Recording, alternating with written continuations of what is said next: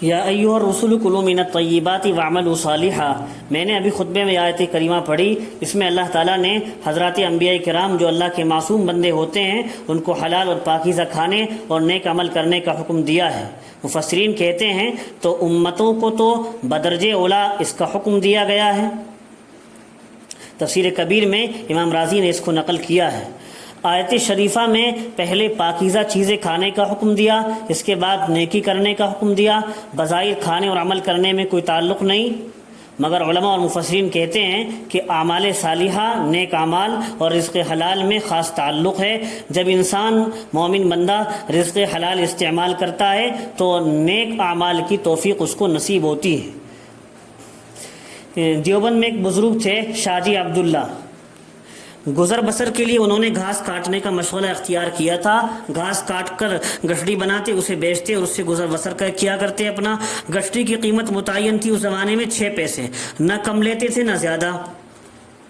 12 مہینے ایک ہی قیمت تھی۔ دیوبند کے لوگوں کی یہ حالت تھی، جو لوگ اپنے جانوروں کے لیے گھاس خریدنے آتے تھے تو ہر ایک کی کوشش یہ ہوتی تھی کہ شاہ جی کی گٹھڑی میں خریدوں۔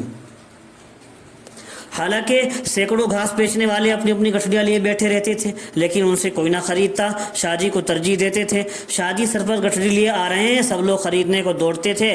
جس نے گٹھڑی پر پہلے ہاتھ رکھ دیا بس گٹھڑی اسی کی ہو جاتی تھی، اور شاہ جی وہیں پر گٹھڑی ڈال دیتے تھے۔ 6 پیسے لیے اور کہہ دیا بھائی لے جاؤ اپنی گٹھڑی۔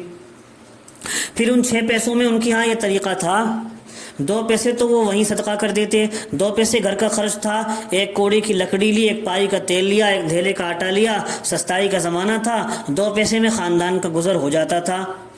اور 2 پیسے جمع کر لیا کرتے تھے۔ سال بھر میں جب 8-10 روپے جمع ہو جاتے تو علماء دیوبند کی دعوت کیا کرتے تھے، جن میں حضرت نانوتوی رحمۃ اللہ علیہ، حضرت گنگوئی رحمۃ اللہ علیہ، حضرت مولانا یعقوب رحمۃ اللہ علیہ وغیرہ ہوتے تھے۔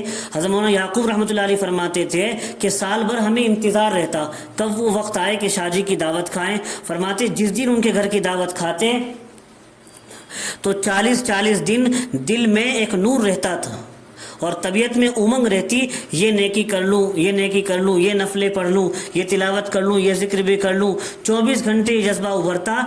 تو حلال کے لقمے کا اثر یہ ہوتا ہے کہ عبادت کا جذبہ پروان چڑھتا ہے۔ آیت شریفہ میں طیبات کھانے کا حکم فرمایا، پاکیزہ مال، تو اس سے کیا مراد ہے؟ قاری ثناء اللہ پانی پتی رحمۃ اللہ علیہ تفسیر مظہری میں لکھتے ہیں کہ طیب سے مراد ایک تو وہ حلال ہے جس کے حاصل کرنے میں نہ اللہ کی نافرمانی ہو، نہ ہی کسی کا حق ضائع کیا ہو، ورنہ تو حرام ہے۔ اور دوسری بات اس کے اندر یہ ہے طیب کی تفسیر میں کہ اس کے کھانے سے اللہ کی یاد نہ بھولے، اس کا کھانا اللہ کی یاد سے غافل نہ بنا دے، خواہشات نفسانی میں نہ ڈال دے، نفس کی خواہش کو روک دے اور عقل کی حفاظت کرے، شکم سیری کی مقدار سے زائد نہ ہو، پیٹ بھرنے کی مقدار سے زائد نہ ہو۔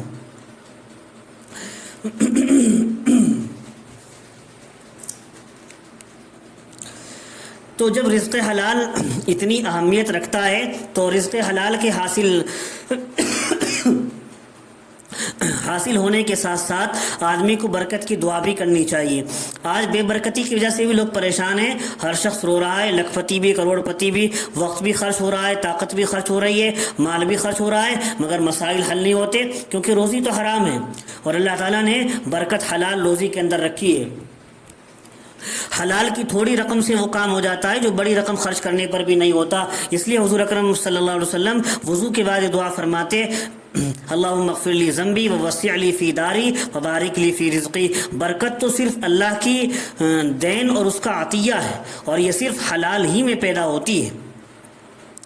برکت کے ظہور کی بات یہ ہے، ایک کم آمدنی والے حلال خور باپ سے، جو کم آمدنی کے تھے بیچارے اور حلال ہی کھانے کا اہتمام کرتے تھے، ان باپ سے ایک بیٹے نے برکت کا مفہوم سمجھانے کی درخواست کی، ابا مجھے برکت کی بات سمجھا دیجئے۔ باپ علمی دلیل دینے کے بجائے اس کو ایک نل ہینڈ پمپ کے پاس لے گیا اور بتایا میں نے اس کو 22 سال پہلے معمولی قیمت میں لگایا تھا، آج تک یہ خراب نہیں ہوا، جبکہ اس کے ساتھ لگنے والے نل کئی بار اکھاڑ کر دوبارہ سے بارہ لگائے جا چکے ہیں، پڑوس میں اور کسی کے نل اس وقت سے 2-3 بار اکھڑ کر لگ چکے ہیں۔ یہ ہے حلال پیسے کی برکت، حلال کمائی کی برکت۔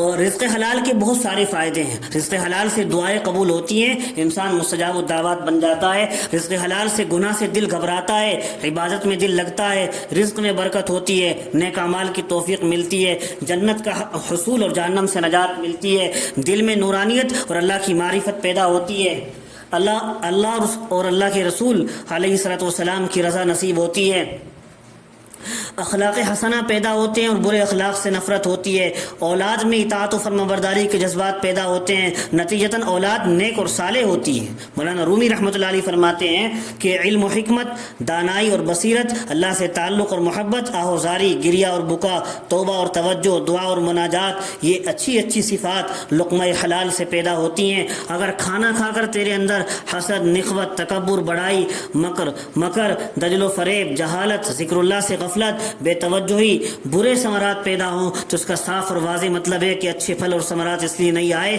کیونکہ تخم بیج اچھا نہیں تھا. بیج اگر اچھا ہوتا تو پھل بھی اچھے اور عمدہ لگتے. ایسا نہیں ہوتا کہ بیج تو اچھا ہو, نتائج اور پھل اس پر برے مرتب ہوں. گندم, گیہوں کا بیج بونے سے گندم ہی پیدا ہوتے ہیں, جوار, مکھی تو پیدا نہیں ہوتے. گھوڑے سے گھوڑا پیدا ہوتا ہے, خچر پیدا نہیں ہوتا. تو پیداوار سے اندازہ کیا جا سکتا ہے بیج کون سا تھا اور کیسا تھا. اسی طرح اعمال سے اندازہ کیا جا سکتا ہے کہ غذا اور کھانا کیسا ہے. یہ مولانا رومی رحمۃ اللہ علیہ نے مثنوی میں یہ بات لکھی ہے جو میں نے آپ کو بھی بتائی ہے. اللہ تعالی ہم سب کو حلال کھانے کی توفیق نصیب فرمائے, آمین.